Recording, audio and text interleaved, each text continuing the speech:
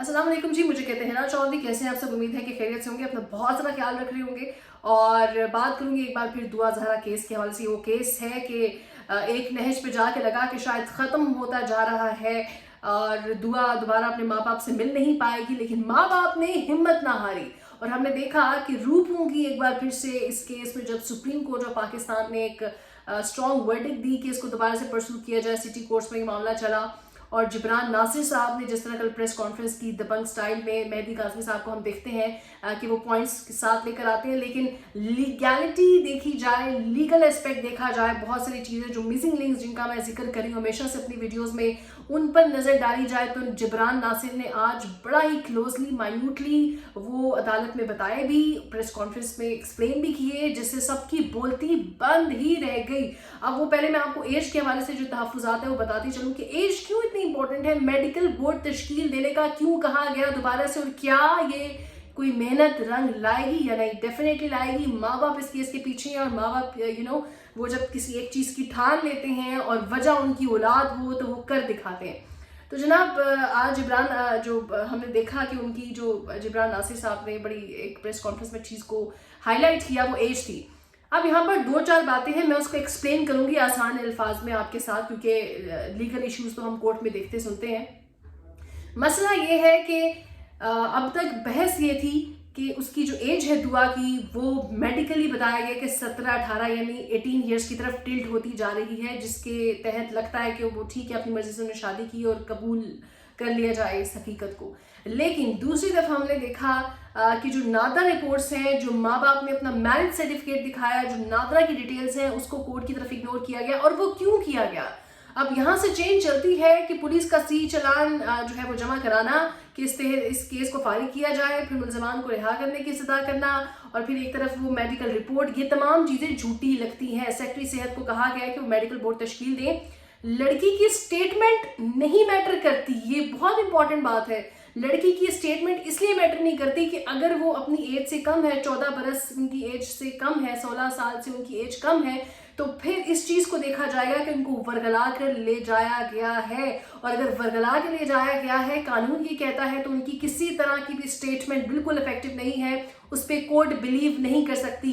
फिर वो चलेगा जी फैमिली कोर्ट में इशू शादी के हवाले से। लेकिन अभी जो झूठ है वो ये है, नादरा के मुताबिक एज उनकी 14 साल से कम है, 16 साल से कम है। वो बताते हैं मेडिकल रिपोर्ट्स में 17-18 साल है।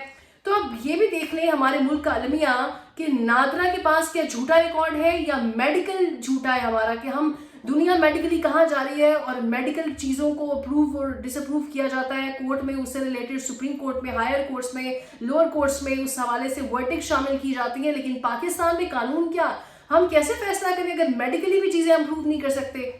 एक बच्ची की एज का तयन ठीक तरीके से नहीं किया गया। क्या मेडिकल रिपोर्ट झूठी है या नादरा झूठा है? अगर हम दोनों केसेस में देखें तो फिर भी पाकिस्तान पर जो है इस चीज़ का वो ज़रूर एक सवालिया निशान बनता है पाकिस्तानी इदारों पे कि एज क्यों नहीं कंसिडर हो रही। या नादरा झूठ बोलता है, नादरा का रिकॉर्ड झूठ बोलता है, या फिर वो जो बोर्ड के तहत मेडिकल रिपोर्ट्स के तहत जो एज सामने आई। अब जो दोबारा सेक्रेटरी सेहत को गुजारिश की गई है कि वो मेडिकल जो है वो दोबारा बोर्ड तश्कील दें और उसकी जो भी स्टेटमेंट है उसको कंसिडर ना किया जाए। यहाँ पर बार बार लोगों ने मेंशन किया कि दुआ का जो स्टेटमेंट है, जो वीडियो पैगाम है, जो वो कोर्ट में देती हैं, जो उन्होंने पुलिस के सामने दिया, वो मैटर करता है कि बेटी जाना नहीं चाहती। लेकिन यहाँ पर उम्मीद की किरण जागी उसके वालिदैन के लिए कि जब एज अंडर एज है, उसको वर्गला के ले जाया गया, तो फिर उसकी किसी किस्म की स्टेटमेंट की कोई भी वक़्त नहीं है। This is very important turn out for the case and also for the parents. Now अब देखते हैं कि कोर्ट इस हवाले से क्या फैसला करती है, क्योंकि चीज़ें अब क्लियर होती जा रही हैं। वो सवाल जो यकीन जाने मेरे जहन में थे, मेरे समेत आप लोग के जहन में भी होंगे कि कैसे ही वो वहाँ पहुँच गई, मेडिकल कुछ कह रहा है, ये केस कुछ गिरे सुलझती हुई नज़र नहीं आ रही बल्कि उलझता हुआ ये केस नज़र आ रहा था। लेकिन ये तमाम तर चीज़ें अब ठीक होती जा रही हैं। और एक बड़ी इंपॉर्टेंट बात आपको बता दूं, आज जो मैंने प्रेस हम देखते हैं प्रेस कॉन्फ्रेंस रोज़ाना की बुनियाद पर मेहदी काज़मी और जिब्रान नासिर बड़ा लीगली इस चीज़ को परसू कर रहे हैं और कोई भी जज्बाती बयान नहीं आता।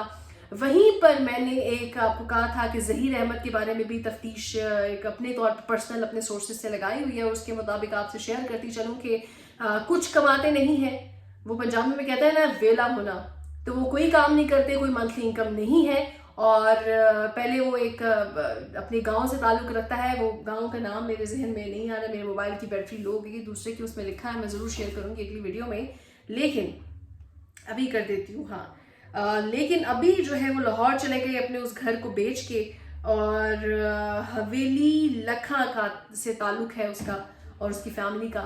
ظہیر احمد کی بات کریں، اور پھر وہ گاؤں سے لاہور چلے گئے، وہاں پر انہوں نے اپنا گھر لے لیا، اور گھر اپنا نہیں ہے، رینٹ پہ ہے. جس گھر میں زنیرہ نے انٹرویو کیا وہ اپنا گھر نہیں، ان کا رینٹ پہ تھا.